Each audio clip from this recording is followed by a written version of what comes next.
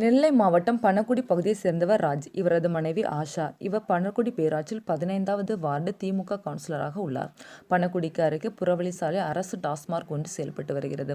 இந்த டாஸ்மார்க்கில் குடிப்பதற்காக நேற்று மாலை ராஜ் சென்றுள்ளார். அப்போது உரிய பணம் கொடுத்து மது வாங்காமல் ஓசியில் கேட்டதாக தெரிகிறது. பார் ஊழியர்கள் கொடுக்க மறுத்துள்ளனர். இதனால் கோபமடைந்த ராஜ், கவுன்சிலரான எனக்கு மது கொடுக்க மாட்டாயா, எங்க ஆட்சியில் மது கொடுக்க மாட்டாயா என கூறி தகராறில் ஈடுபட்டுள்ளதாக தெரிகிறது.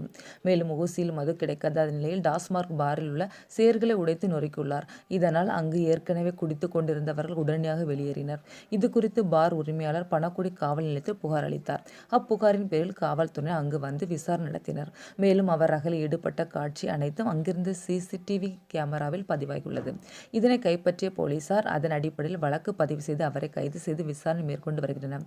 மேலும் திமுக கவுன்சிலரின் கணவர் ராஜ் பாரில் உள்ள சேர், டேபிள் போன்றவற்றை உடைக்கும் சிசிடிவி காட்சிகள் தற்போது சமூக வலைதளங்களிலும் பரவி வருகிறது. திமுக கவுன்சிலர் கணவர் டாஸ்மார்க் பாரில் ஓசி மது கேட்டு ரகளில் ஈடுபட்ட சம்பவம் அப்பகுதியில் மேலும் பரபரப்பை ஏற்படுத்தியுள்ளது.